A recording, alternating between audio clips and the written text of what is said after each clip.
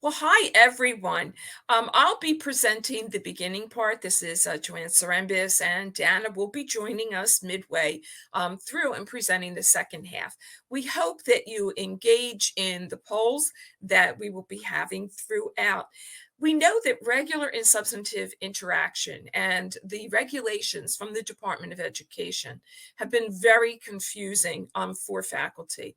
I have to tell you that Dan and I, as well as the rest of our faculty at Drexel University, have really been studying them because we, like all of you, want to make sure that we are having the type of education that our learners need and it's et cetera. And so let's talk a little bit more about that.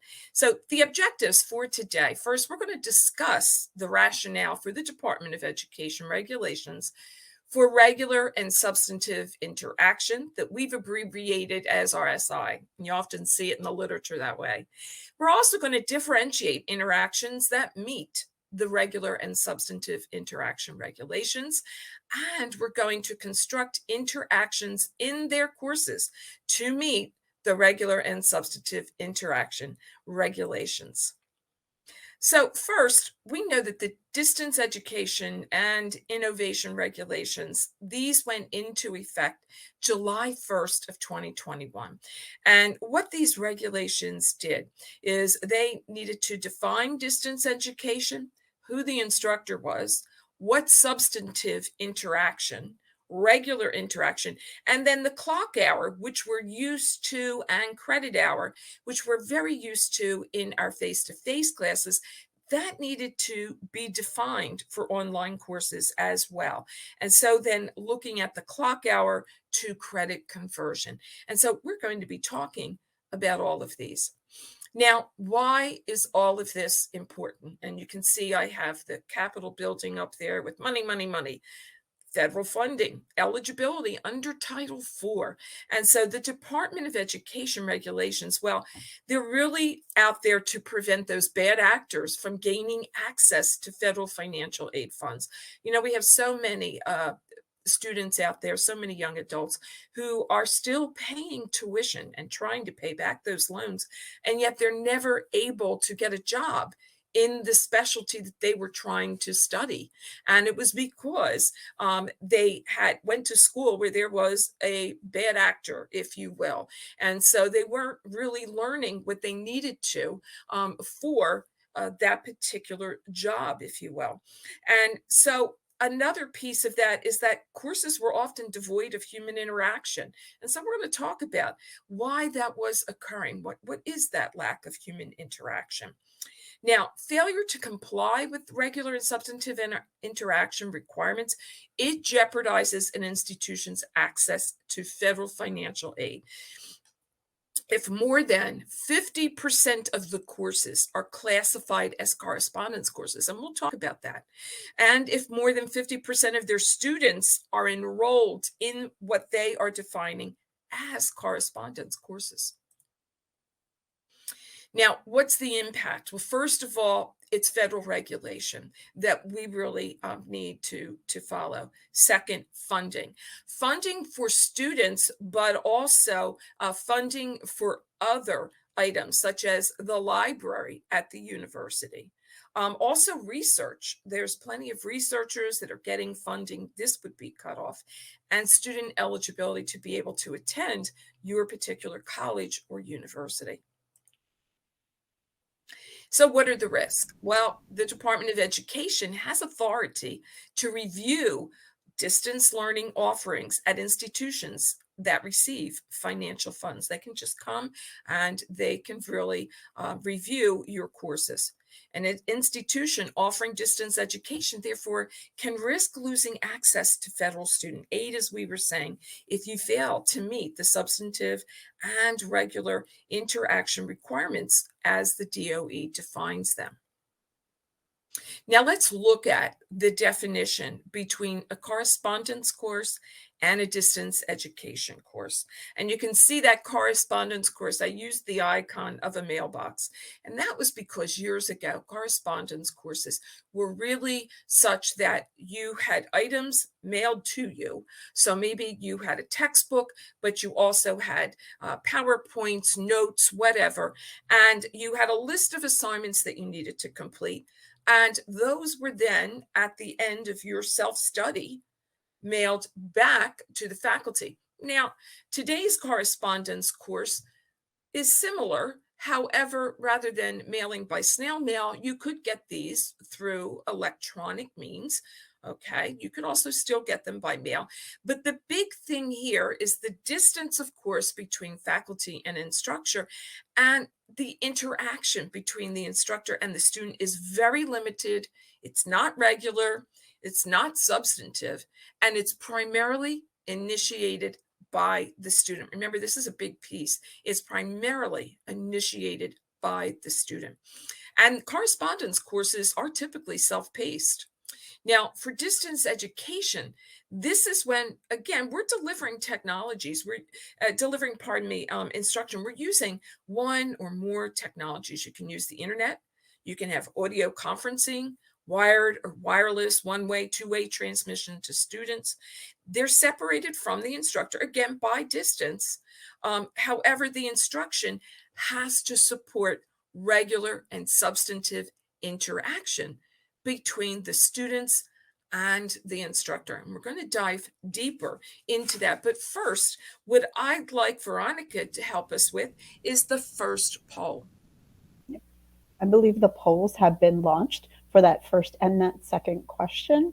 So the first and the second polling questions should be launched now for all of you to respond to. Please do that. Thank you. And so I'll wait for those poll questions to come in. And Dana, when the first question is finished, if you can let me know how our participants responded. Of course.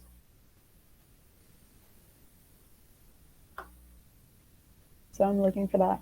But as you can see, the definitions that we have here, and these definitions come directly from the Department of Education guidelines, you can see where there are subtle nuances, differences that maybe aren't as explicit as even now as we would like them to be, right? So there's still some questions on exactly what Department of Education means, and there are many different people and different organizations consistently asking the Department of Education if they could be just a little bit more clear so we make sure that we are in compliance. So let me see if the results are in.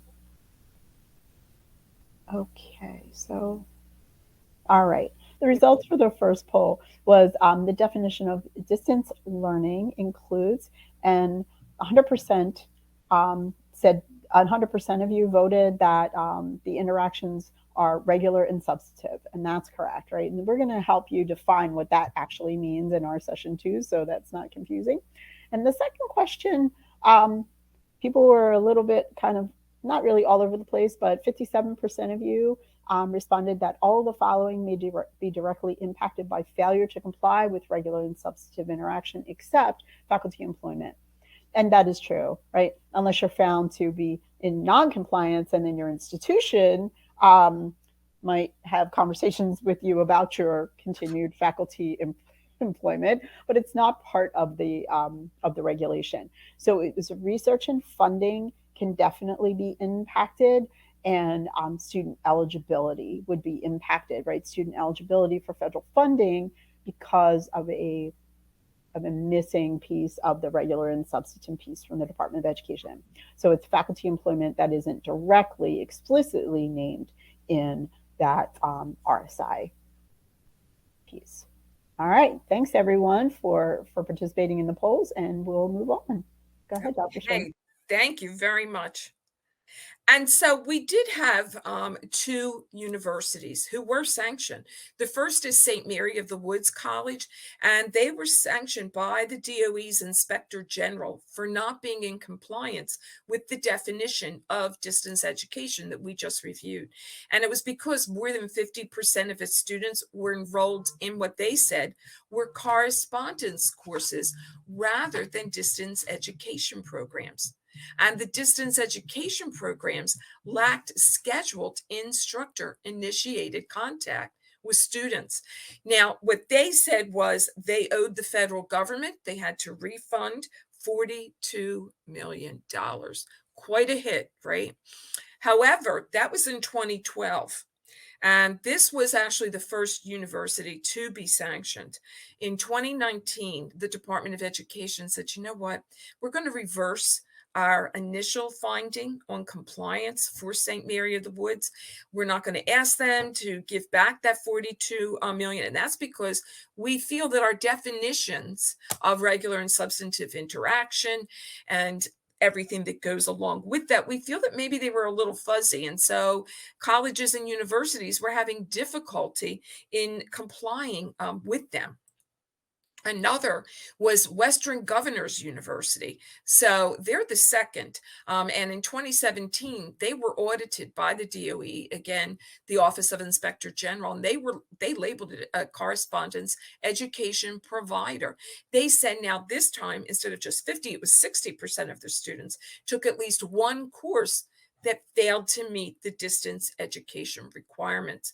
And Western Governors, they were asked to reimburse 713 million in federal financial aid funds. Quite a hefty, levy against them. However, same thing. 2019 is really when the DOE began to look at this and began to look at what these universities were saying about the ruling, that it really wasn't clear. And that was the reason they could not follow it. And so they said, nope, you don't have to pay this fund that we have said that you needed to do. And so they didn't need to pay that. Now let's look at this. Before we move on, we do have another polling question that fits Thank you. very nicely right here. So please respond to the polling question. And while you guys are focusing on responding to that, and it has to do with St. Mary of the Woods as well as Western Governors, remember that that was the catalyst, right? This confusion with the DOE and the DOE guidelines was the catalyst for the update, right? To make those requirements, those regulations more specific and explicit, because there are financial impacts to the institutions. And they found through discussion with institutions, not just the two that, were fined or potentially were fined, but with others that most of us were confused. So they needed to redefine and re-identify exactly what they wanted us to do. All right, so let's see how our polls are doing.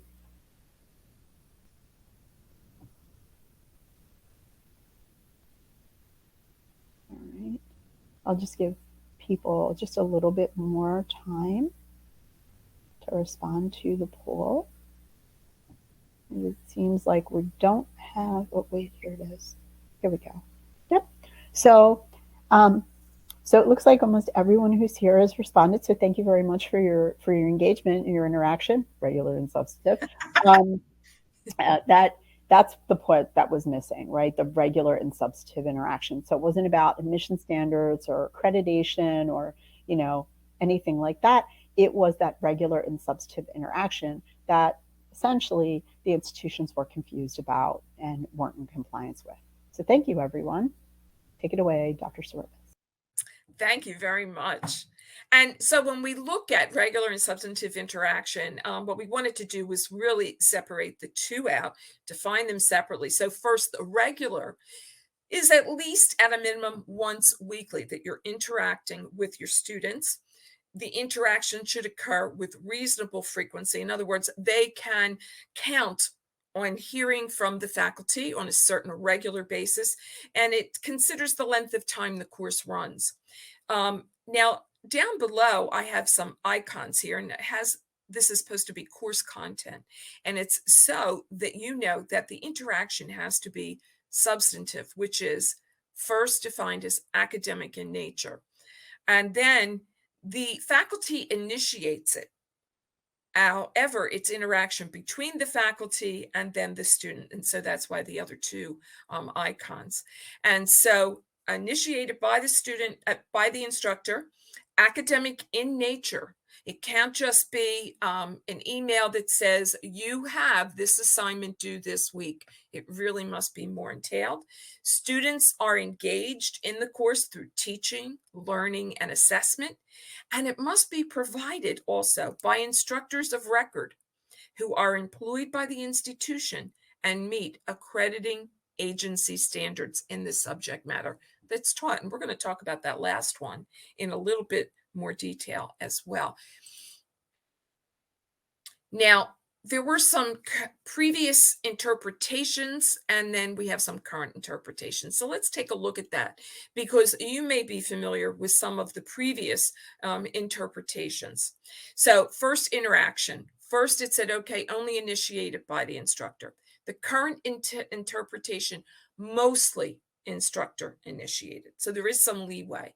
My suggestion, don't take the leeway. Make sure that you have a good deal of instructor initiated interaction.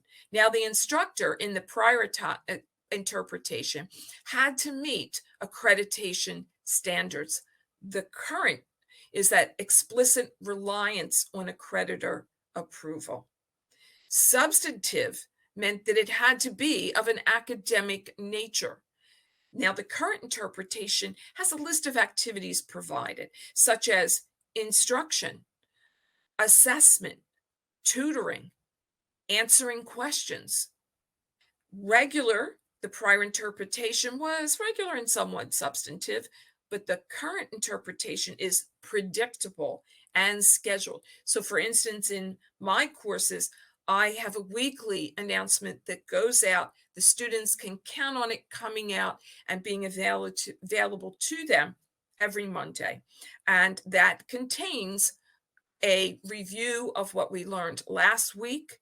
I like to do video announcements, just a quick review of what we did last week and where we're moving forward, assignments that may be due, and any help that they may need. I show them resources in the course. So it's predictable and it's scheduled, tracking and intervention.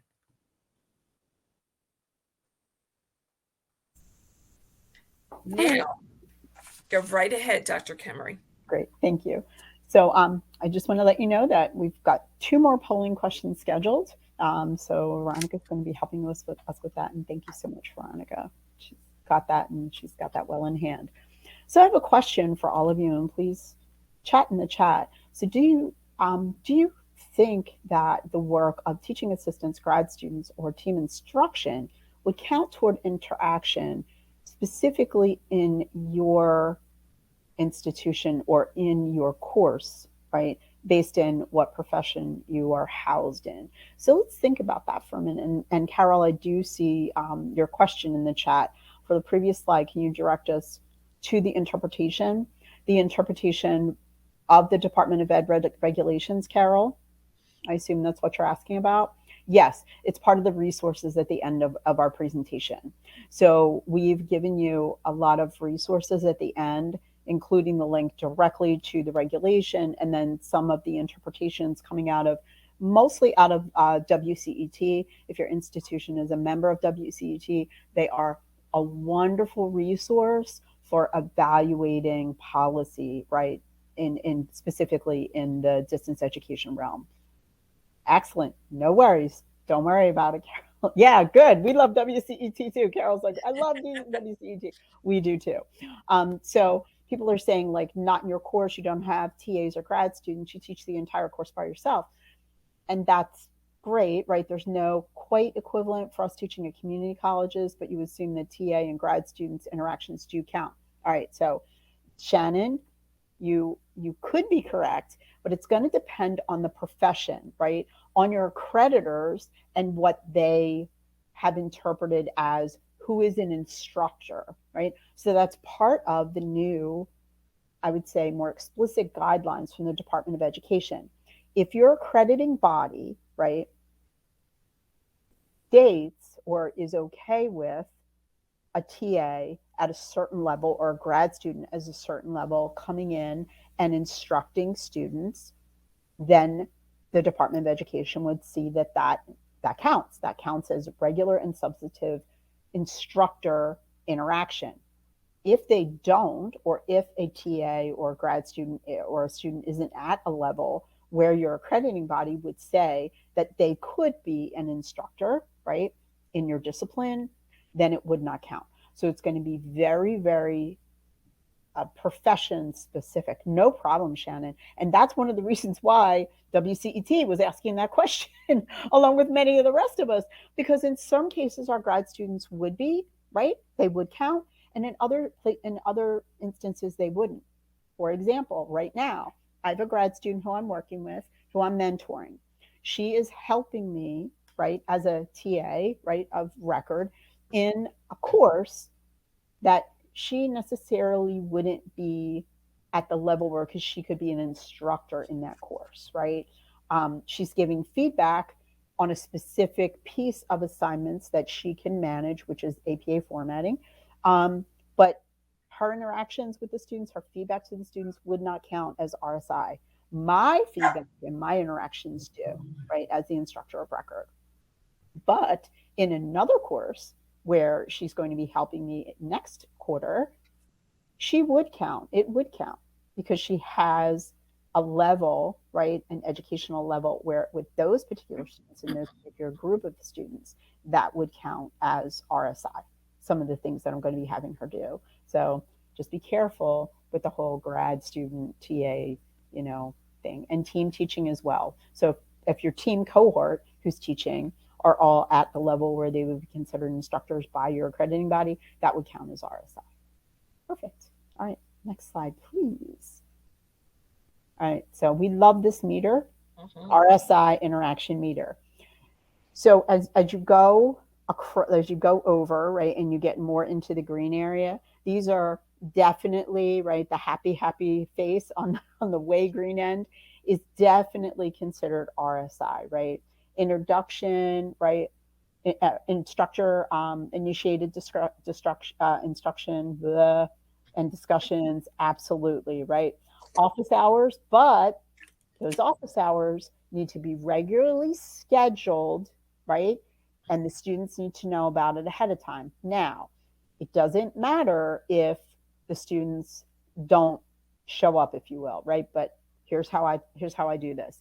Every single, for this class I'm teaching now, every single Monday night, including tonight, from 6 to 7, good old Dr. Kemery is sitting on Zoom, waiting for your arrival, right?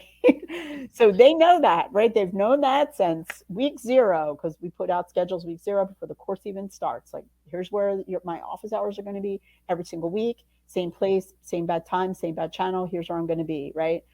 So those students have a reasonable expectation that regularly they can come and interact with me on course-related content at this particular hour. So that counts. If I had haphazard office hours or office hours times that I'm scheduling with one individual student because of an issue or a problem, that is not RSI in and of itself as an office hour type of thing. Think about it.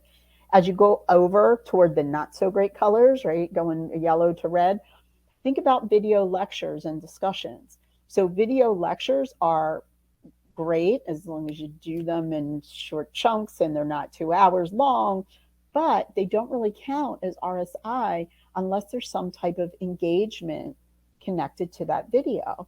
So think about it. If you record a video and just put it in your course and it's just kind of there and it's instructional video and that's fabulous and it's focused on content, but where does the interaction come in?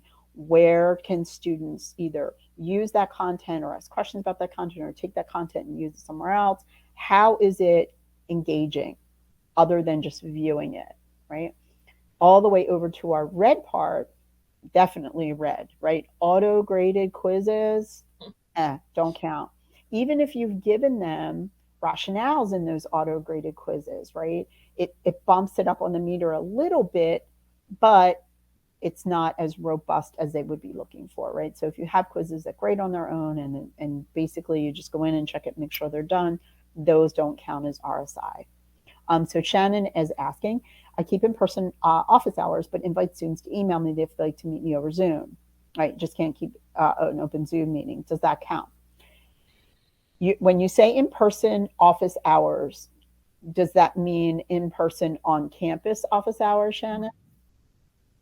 I'm wondering. Okay, so for your distance education students, that would not count, because if you're teaching in a distance course, a distance education course, that doesn't necessarily mean that your students are on the physical campus, right? So for a distance education course, and what I do for that Zoom meeting is, for that hour I'm on, right? So it would be just like when I sat in my physical office and had open office hours in my physical office and people showed up or they didn't, but they knew from like 12 to 1 when I was teaching face-to-face instruction in the nursing program, that's when everyone had their break, right? The students had a break in their classes. So that's when I scheduled my office hours and would be sitting in my office waiting for them. I use the Zoom room in the same way. I schedule that for an hour worth of time. It's 6 to 7 at night. I'm on Zoom, just waiting for them to click in the link and show up. And I'm doing other things just like I would in my physical office, right? So if I'm in my physical office and nobody's showing up, I'm working on test analysis or whatever. If in my virtual office, which is Zoom, I'm just hanging out and maybe I'm grading papers or working on an abstract or whatever I'm doing. So that counts. But remember, you're in the digital realm, right? So the students have to have a way to get a hold of you in that digital realm. All right, next slide, please. All right, so what counts? We're going to tell you. We're going to give you some examples. So weekly course announcements, right, that tie into the content of the course, right? Not just like, hey, guys, it's week 9. Get your acts together. No. But, hey, guys, it's week 9. Let's get your acts together. Remember what we did in week 8? This is what we did. Here's what I saw. Maybe themeize what you saw in their work and their interactions in week 8. Now we're coming into week 9. Here's the content in week 9, how those two things fit together. Here's the expectations for the week. Maybe here's your deliverables for the week. You know, maybe you want to highlight an article in particular or a video, or maybe there's something that's going on in the world that fits lovely into your course. I was teaching a course on research during COVID, and I got the CDC newest research results right off the CDC website because it was pinging me all the time. So these are budding researchers, and I'm like, hey, take a look at this new, brand new, hot off the presses, right? CDC report, CDC research, right on. It was on.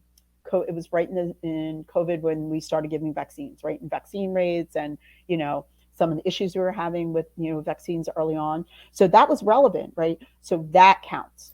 Brief overview of assignments. What's going on? Where does it link to? How's it mapped to the course? What objectives are they meeting? So giving them brief overviews of assignments as the course plays out, right? As you're pacing them through the course, helps to hone them and get them interested in what's going on, right?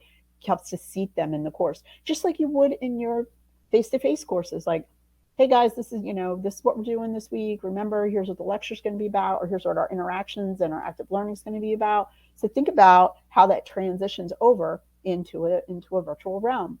Live synchronous sessions, that's kind of like the low-hanging fruit of this, right? So live synchronous sessions, you're there, they're there, that's interaction in real time, right? But not all of us have that luxury. The course I'm currently teaching is totally asynchronous interaction. The only thing that's synchronous where we'd be on together is if they choose to come to those often open office hours, which I call coffee talks, but they're my open office hours. But I don't have any other live sessions that are scheduled in this particular course. So all of my interaction needs to be asynchronous, but that's kind of low-hanging fruit. Small work groups moderated by the instructor. These are fabulous. You can put your students into small groups and have them working depending on your LMS, right? All of them have the ability for faculty to make groups, but it may look a little bit different. And the tools in that group may be different. What I just did in this research course that I'm teaching, give you an example, I put everybody into groups of 3. They were doing their first ever surveys, and they could make up a survey. It had to be 10 questions, so they could be on anything they wanted to. Use everybody in the class as their sample, And then they responded, everybody responded to everybody else's survey. And then they did a data analysis on what they got. And then they started questioning themselves, like, were these questions good? Did it really answer my question? What questions do I wish I would have asked? The stuff that you do as a researcher after you launch a survey and go, oh, I wish I would have known that, right? So I wanted them to have that experience. My part in that and how I monitored those work groups as the faculty member is I went in and I watched them on the discussion board talking about their questions and kind of try to redirect them a little bit, like, oh, take a look again at your overarching research question for this survey and your survey questions, and like, let's think about what data you want to get. Like, will these answer your question? And some of them they just did their thing, and that was cool, because sometimes you give people feedback and they're like, okay, whatever, I'm going to do my thing, which was fine.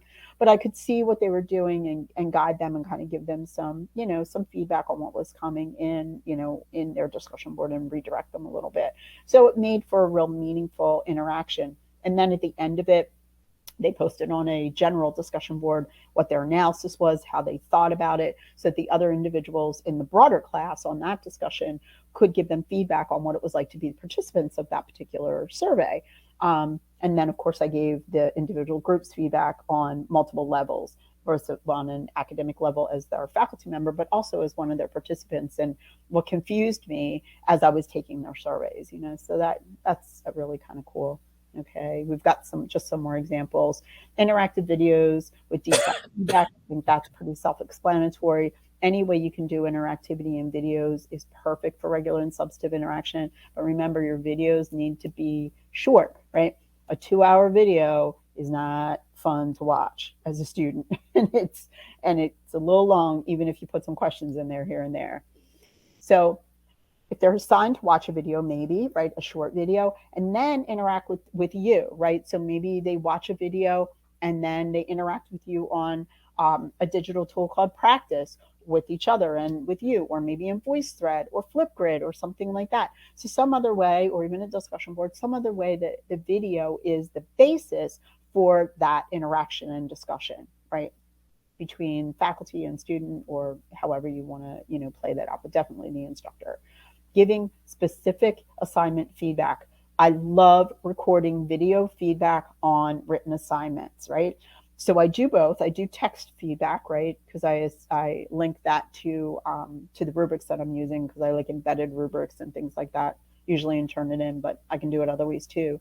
But I love doing a video, because even that short video, I'm showing them their written paper, and I'm going through it, and I'm going like, here's where I got confused. Maybe this would have been better off moved somewhere else. They can hear my voice, right? And that's engaging to them. And oftentimes when you write a comment, right, it's hard to determine what you mean by that. But if they're hearing my voice and I'm, really open and encouraging, that's a little bit different from reading it and taking that in and thinking, oh man, she's just being really mean. No, I'm really trying to help you with your written, with your written assignments. So those are really cool. And I really like that either video or audio feedback is really a nice way for RSI.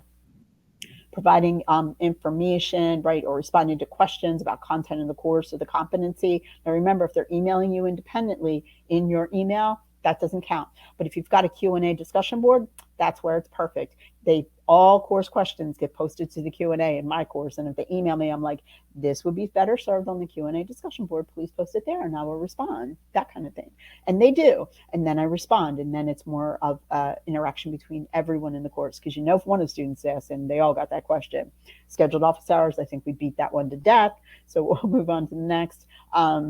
Actively facilitate discussion boards, right, or wikis or blogs, wherever else you're having them talk to each other and have those discussions. You should be part of that too. Now, there's a fine line between being in there in the discussion, right, and taking over the discussion, being seen as the authority, right, and then kind of quelling or squashing sometimes the discussion. So pick your time wisely here, right? Often a discussion summary is a perfect way to engage with a discussion and kind of summing up, right, what you've seen in the different discussions and on the different threads. But again, depending on the students, pick your time wisely. All right, so what doesn't count? All right, here's our new poll, and then we'll go into what doesn't count. Absolutely, positively not. And I think I'm going to be able to see that poll on the side for myself. Yeah, because Joanne's still sharing, so she's not going to be able to see it. So I'm gonna wait and see if we get some poll results. Here we go. All right, so the poll question is, the current definition of substantive interaction includes, we've got a couple votes. I'm gonna wait just a minute or two, not even a whole minute, see if we get any more responses. And so we have a few people responding to that. So 40% are saying any communication from faculty. Now we've got 33% saying faculty created videos, emails between a student and a faculty member, and tutoring, right? So everybody's picking all those different answers. So ding, ding, ding, tutoring students counts, right? Any communication from faculty, no, because if faculty is emailing a student individually, that doesn't count. Emails between a student and a faculty member do not count because it's student initiated, right? So think about the way that interaction is going, right?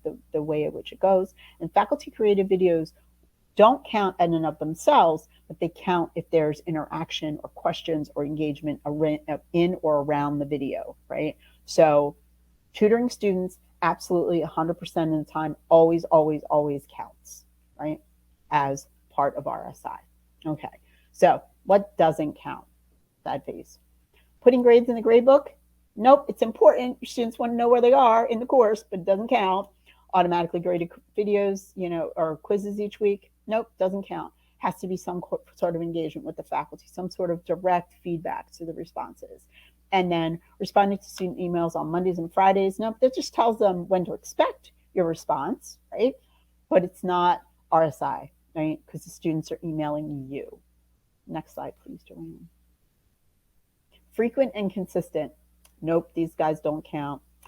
Office hours change each week. Now, has to be like on a schedule, right? A scheduled office hour time. It's best to keep it one time on a specific day so students don't get confused. You can see it. If you're switching those up all the time, students are going to start getting confused, and that's going to frustrate students, and it's not considered RSI.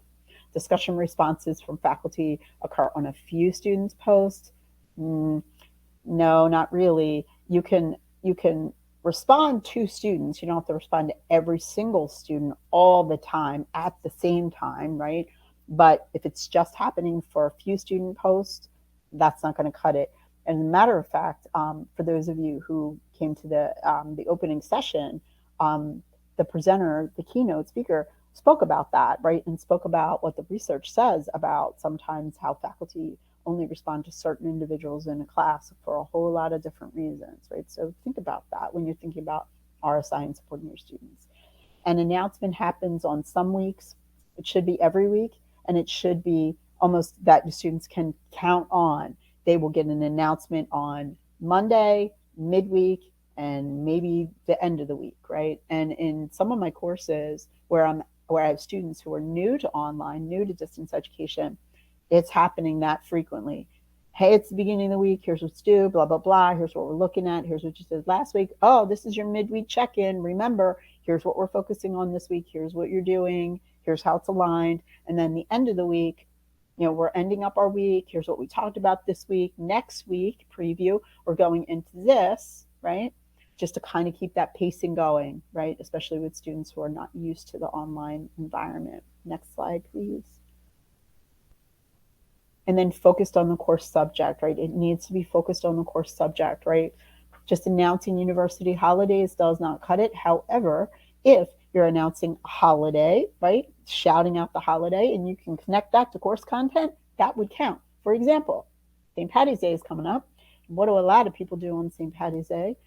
Maybe imbibe on the beverages, the adult beverages a little bit much. Well, from a nursing course, if I'm teaching a nursing course where we're talking about maybe diabetes management or, assessment overall, or, what you need to be concerned about with your patients and chronic health conditions and things like that, I may say, and a lot of times we're going to see our patients that come in after a holiday such as this, and there's going to be a lot of alcohol consumed. And this week we're talking about diabetic patients. What would we be concerned about with our diabetic patients? If they imbibed the adult beverages quite a bit, on this St. Patty's holiday. Let's think about that. Our discussion board this week is on alcohol consumption. Let's dovetail that into celebrations, right? Community celebrations. What does that mean? Now that then, crafty, creative, is RSI, right? Versus just calling it out.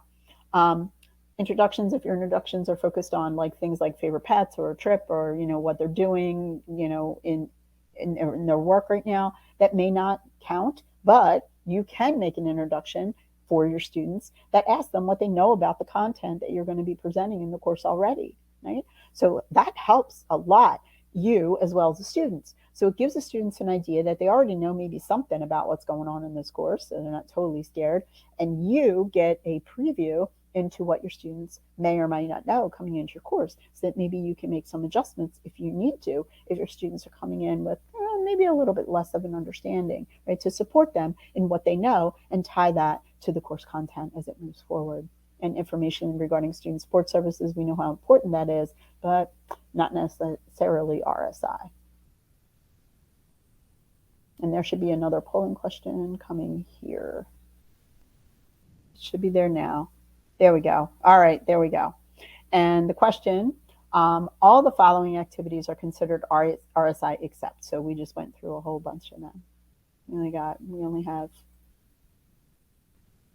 one more slide, like this slide, and then our resource slide, and then we're done. So this will be it. And of course, if you guys have any questions, please feel free to chat them in or put them in the Q&A.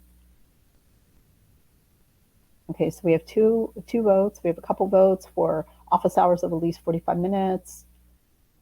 Remember, we're saying they're all activities considered RSI except. So faculty moderated work group discussion, board forum, summaries, and brief assessment or brief assignment overviews, assessment or assignment overviews. And for this one, I'll give you a couple more seconds to respond to the poll. The one that's not considered RSI are those office hours of at least 45 minutes, right? It's not just the time of the office hours, right? How many minutes, or is it an hour or 30 minutes or whatever?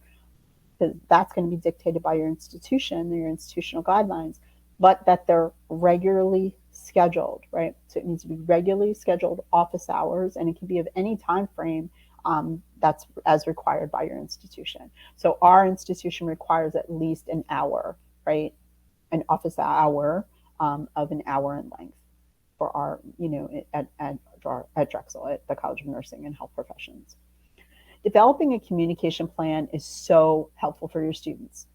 And in this way, your students know when and how and what criteria they will be getting, they will be meeting with communication with you as a faculty member, right? They need or will expect email responses within 24 to 48 hours, just generally in RC and HP courses. Now, some faculty will let their students know that on the weekends they do not respond to emails, right? So over the weekend, I will not respond to student emails, but first thing Monday morning, I check all my student emails. Some faculty, like I say this, if it's during normal instruction hours, which would be from like 8 a.m. to like 4 p.m., you should expect a response from me in less than 24 hours. If it's been 24 hours and it's during the week, please email me again, because sometimes students' emails will get lost in my email box because we all get a lot of emails. And I tell them, you're not bugging me. Send that email again, because I don't want to miss a student email. And most of my students will do that. They'll say, hey, Dr. Kemery, I emailed you at the beginning of the day. Did you see my email? And I'll be like, oh, no, I'm sorry. It got lost or wherever and ended up in my spam file. Here it is. I apologize. Here we go. And I'm responding to their email. So they know that during the week, they should get it within that first 12 hours, like before the end of the day, if they're emailing me between the hours of 8 and 4. So a minimum, the announcements, right? A minimum of weekly announcements to be posted in your learning management system, right? You're communicating important things. You're communicating things about the course, things about the structure, things about, the activities, the readings, the videos. When you send these announcements, at least in our LMS, You can also send an email automatically if you're posting that announcement in real time. So that is kind of that double hit. They get the posted announcement in the course, but they also get an email notification, which is lovely. Live sessions, right? For us, our live sessions are held usually in Zooms. We take attendance in Zoom. We can also use a function in Blackboard. We use Blackboard called Collaborate, but you need to let the students know where you're going to be meeting. Some institutions use Teams. That's where they have their online synchronous lectures. That's fine. Just let the students know what they'll be using and where they can find it, right? And how often that will be. Let them know if you're going to record it, or if it's just by attendance, and if you don't come, you don't get the access to that. In most cases, recordings of synchronous lectures are the expectation, at least at our institution. I'm not sure what the rest of you do, but that's sort of a standard that we've seen across different institutions. Let them know whether you'll be participating in a particular discussion or not. I know that I have interactive discussion threads for students where I'm not involved, and that's not course content stuff. That's more like a student cafe area where they can kind of get together and chit chat. And I promise them that as faculty, I'm not in that. I will not go in that ever, never, ever. That is not my space. That is their space. But I like to provide them an area for them to communicate that is secure within the LMS, rather than something out in the broader world where sometimes bad things can happen, right? So they have that safety and security, but I make a commitment to my students that I won't be in there. But they know that, right? They know where to ask questions or where to get a hold of me and the other discussion threads that we have. And then assignment feedback, right? So when they are expecting feedback from me or from any faculty member, what they want to know is, what did I do and how can I make it better, right? So I try to go by that, like, just not, you didn't do this well, but maybe some ideas about how to make it better. Sometimes students are lost in that this part wasn't done or wasn't done well enough to meet the criteria on the rubric. And it's kind of strange, but like, if they had the rubric and they read the rubric, which many of them do, and then they thought what they created aligned with the rubric, and you're telling them that doesn't align with the rubric, okay, but then how do I fix it? Right? Because obviously if they did that, they didn't understand what you wanted. So then the feedback that's actionable, here's some suggestions I have, then that would meet that rubric requirement or things like that. So you don't do it for them, right? But you at least give them a way to recreate something or create it in a more effective way in the next iteration. So that's all about developing a communication plan, and you can share that with your students, right? And so they know what to expect. Here are our resources. There's a lot of active links in here.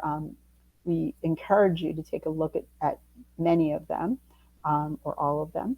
And if you have any questions, please feel free to reach out to us. Dr. Serembus and my emails are available through Rutgers. And for those of you who are at Rutgers, we're located right across the bridge. Our institution is right across the bridge. I'm actually on the Jersey side, so Joanne's on the Pennsylvania side. So thank you everyone for attending. We really appreciate it.